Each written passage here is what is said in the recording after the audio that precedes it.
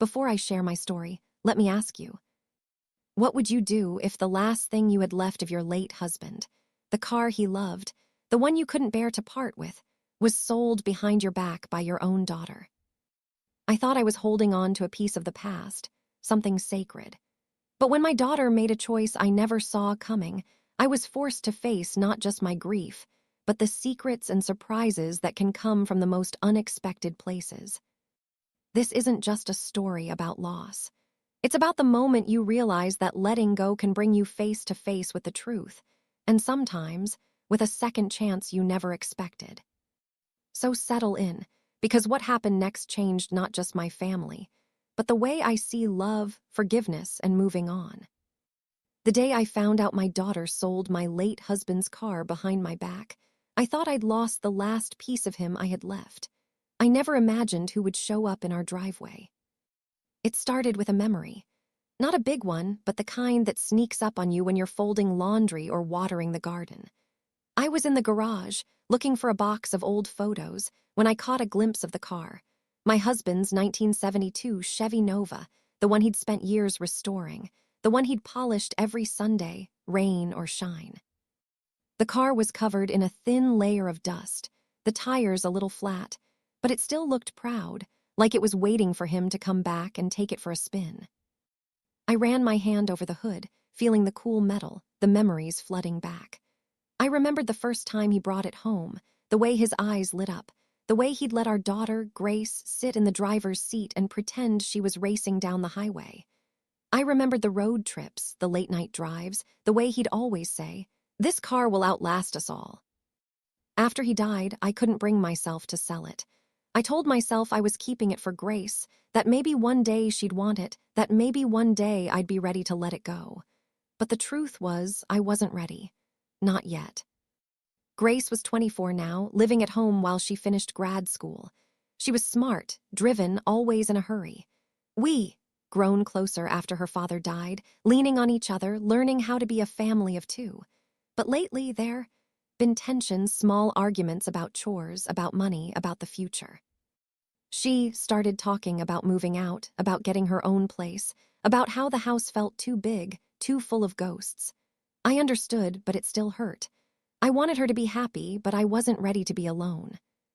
One Saturday morning, I came downstairs to find Grace in the kitchen, her hair pulled back, her face flushed. "Morning, Mom," she said, pouring herself a cup of coffee. "You're up early." I smiled, trying to shake off the sadness. Couldn't sleep, too much on my mind. She nodded, her eyes darting away from mine.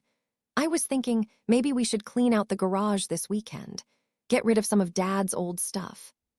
I hesitated, my heart pounding. "I don't know, Grace, I'm not sure I'm ready." She sighed, setting her mug down. "It's just a car, Mom, it's not him." I looked at her, the words catching in my throat. "I know, but it's all I have left." She reached for my hand, her voice softening. "You have me." I squeezed her hand, forcing a smile. "I know, sweetheart, I know." That afternoon, I went to the grocery store, leaving Grace at home. When I came back, the garage door was open, the car gone. I stood in the driveway, my heart racing, my mind spinning. Grace came outside, her face pale. "Where's the car?" I asked, my voice shaking. She looked down, her hands twisting in her shirt. "I sold it, Mom. I'm sorry. I thought it was time. I thought it would help you move on." I stared at her, the world tilting beneath my feet. "You had no right. That was your father's car. That was mine." She started to cry, her voice breaking. "I'm sorry. I just wanted to help. I didn't think." I turned away, the pain too much to bear. I went inside, closing the door behind me, the silence of the house pressing in on me.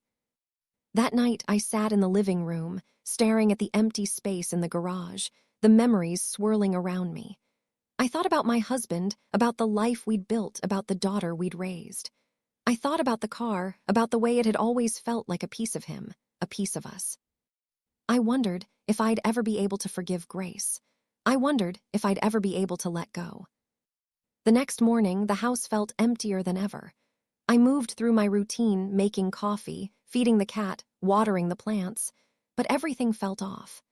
I kept glancing out the window, half expecting to see the Chevy Nova parked in its usual spot, gleaming in the sunlight.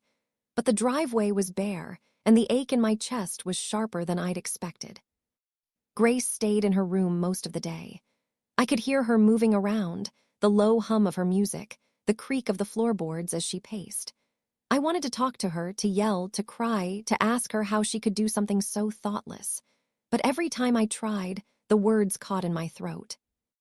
I spent the afternoon cleaning the garage, sorting through boxes of old tools, camping gear, and Christmas decorations.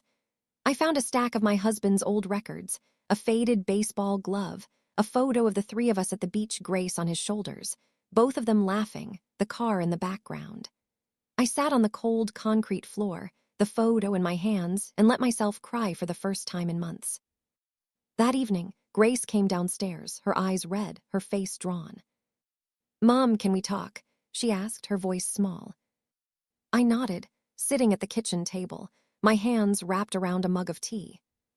She sat across from me, her shoulders hunched.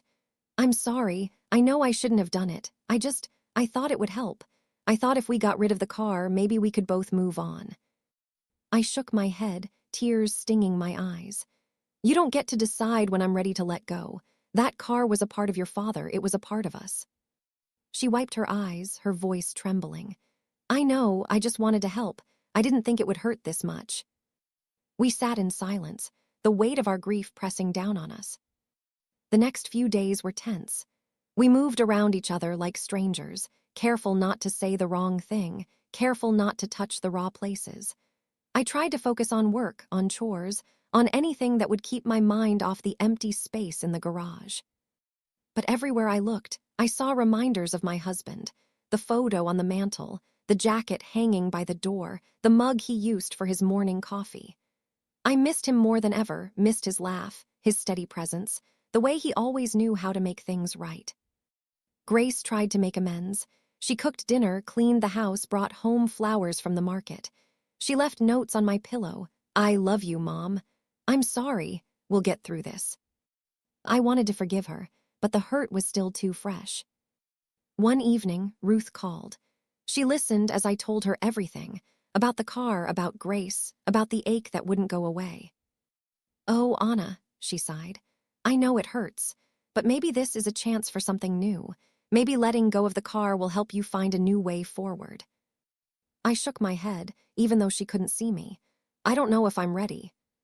She was quiet for a moment. "You don't have to be ready, you just have to be willing to try."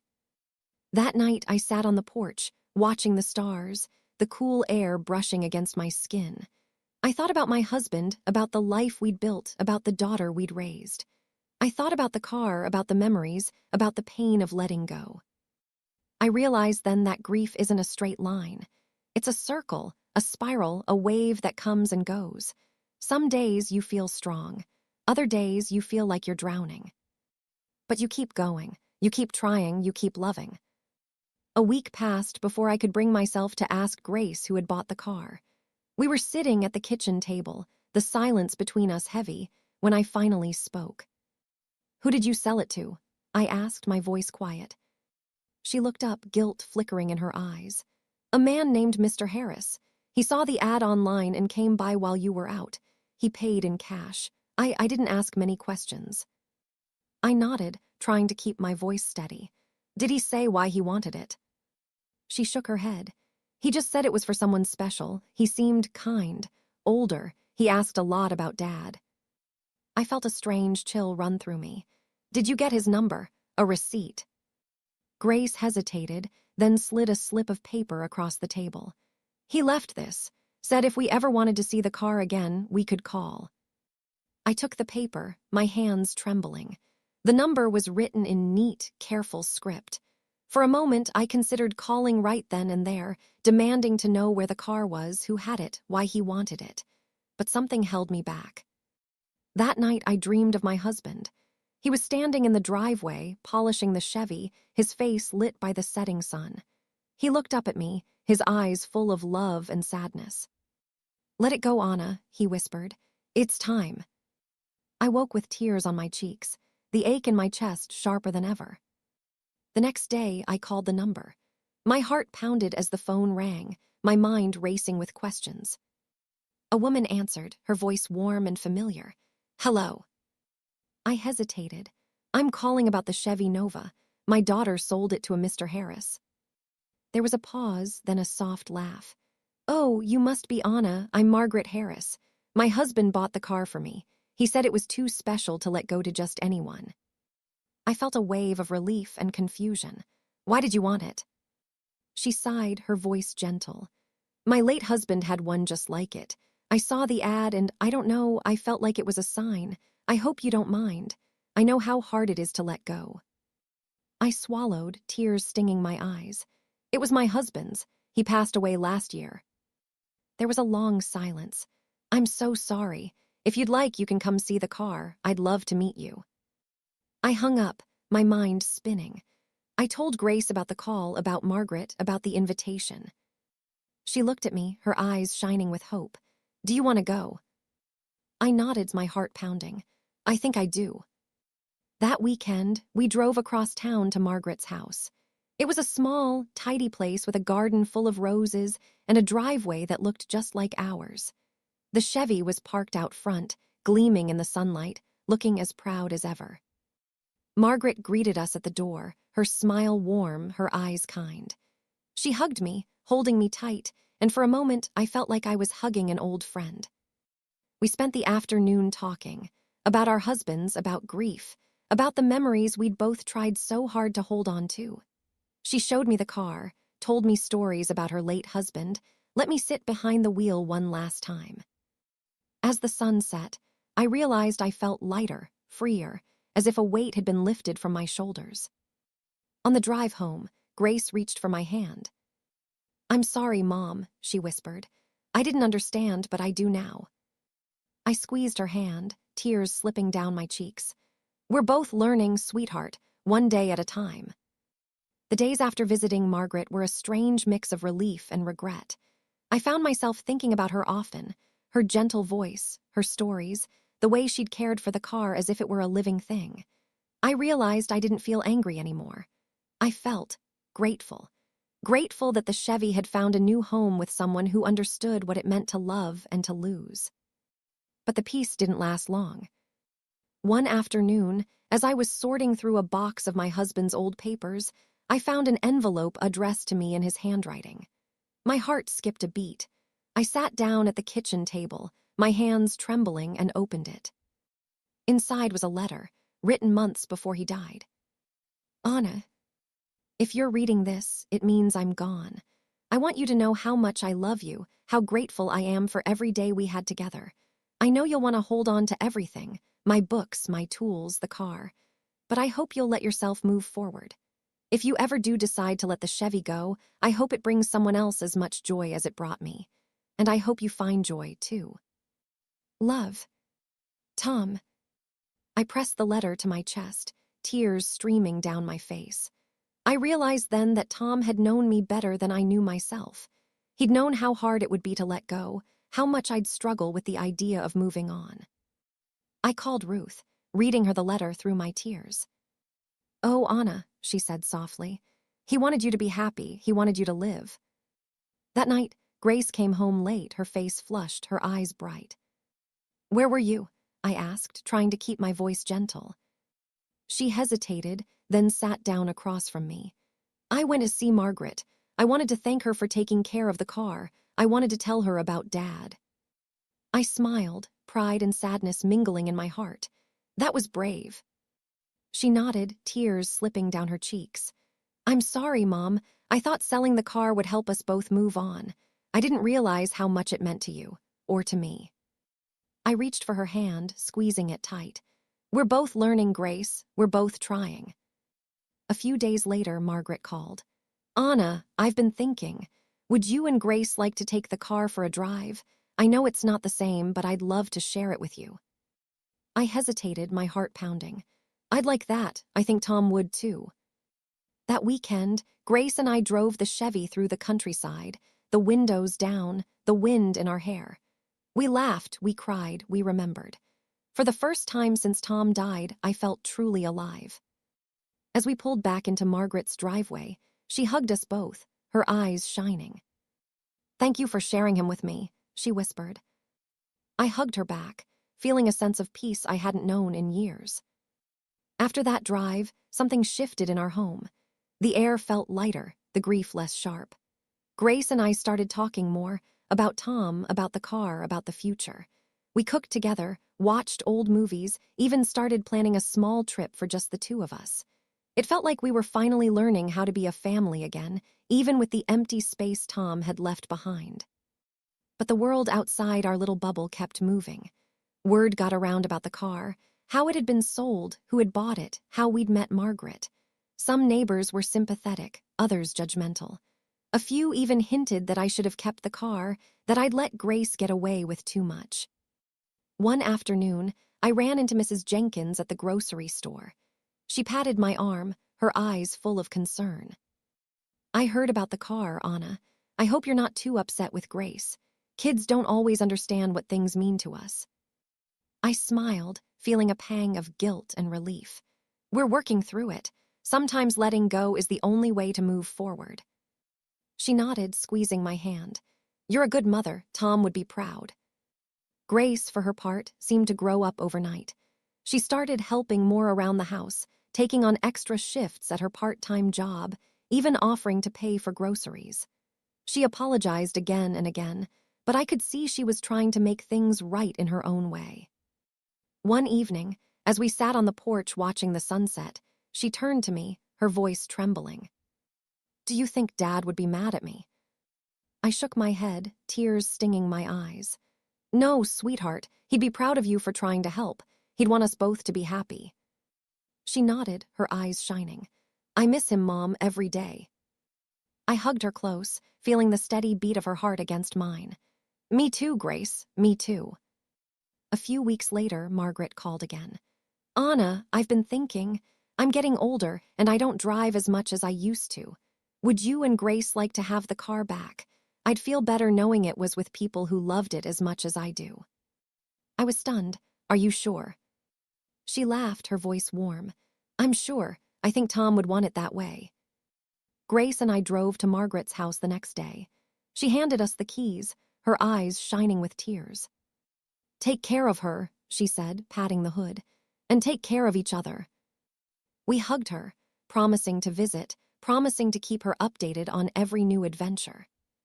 Driving home, Grace behind the wheel, I felt a sense of closure I hadn't known was possible. The car was back, but more importantly, so was our sense of family, of hope, of moving forward. Having the Chevy Nova back in our garage felt like a miracle. Grace and I spent a weekend cleaning it together, vacuuming the seats, polishing the chrome, laughing as we remembered Tom's old jokes about babying the car more than the family. We took turns driving it around the neighborhood, waving at neighbors, feeling a little bit like we'd brought a piece of Tom home with us. But the car wasn't just a symbol of the past anymore. It became a bridge to the future. Grace started taking it to work, sometimes picking up her friends for late-night ice cream runs. I let go of my fear that something would happen to it, realizing that Tom would have wanted it to be used, to be loved, to be part of our lives, not just a relic gathering dust. Margaret became a regular part of our lives, too. She came over for Sunday dinners, brought flowers from her garden, shared stories about her late husband, and the adventures they'd had in their own Chevy. She and Grace bonded over music and books, and I found myself looking forward to her visits, grateful for the unexpected friendship that had grown from our shared loss. I kept going to therapy, working through the layers of grief, guilt, and forgiveness. I learned to let myself feel joy again, to accept that moving on didn't mean forgetting. I started volunteering at the local community center, helping with after-school programs, finding purpose in helping others heal. Grace flourished too. She finished grad school, got a job she loved, and started saving for her own place. She still lived at home, but the tension between us had faded, replaced by a new understanding, a new respect. We talked openly about Tom, about the mistakes we'd made, about the ways we'd both grown. One night, as we sat on the porch watching the stars, Grace turned to me, her voice soft. "Do you think Dad would be proud of us?" I smiled, squeezing her hand. "I know he would. He'd be proud of how we've taken care of each other, of how we've learned to let go and to hold on to what matters." She nodded, tears shining in her eyes. "I'm proud of you, Mom. I'm sorry for what I did, but I'm glad we found our way back." I hugged her close, feeling the steady beat of her heart against mine. "Me too, Grace, me too." As the seasons changed, so did we. The house felt warmer, the laughter louder, the memories sweeter. The Chevy became a symbol not just of what we'd lost, but of what we'd found: resilience, forgiveness, and the courage to start again. I realized then that healing wasn't about holding on to the past. It was about opening your heart to the future, to the people who show up when you need them most, to the unexpected gifts that come from letting go. Sometimes, the things we hold on to the tightest are the very things we need to let go of to find peace. I never imagined that losing my late husband's car, let alone having it sold behind my back by my own daughter, would lead me to a new friend, a new understanding, and a new chapter for our family. But life has a way of surprising us, of teaching us that healing isn't about clinging to the past, but about opening our hearts to what comes next. If you've ever had to forgive someone you love, or if you've ever found hope in the most unexpected places, I hope you know you're not alone. Healing isn't quick, and it isn't easy. But with time, honesty, and a little bit of grace, it is possible. Sometimes the real strength is in letting go, not just of the things we've lost, but of the guilt and regret we never deserved to carry. Would you have forgiven your daughter, or tried to hold on to what was left? Have you ever found a second chance where you least expected it? Tell me in the comments. I'd love to hear your story. If this story touched your heart, please subscribe and share it with someone who might need a little hope tonight. Thank you for listening and for being part of this family. Until next time, take care of yourself, and remember, even after the deepest loss, you can still choose to begin again. If this story touched your heart, please give it a thumbs up and subscribe to my channel for more real-life stories of love, loss, and second chances. And if you know someone who needs a little hope tonight, share this video with them. Thank you for being part of this family. Your support means the world to me. Until next time, take care of yourself, and remember, even after the deepest loss, you can still choose to begin again.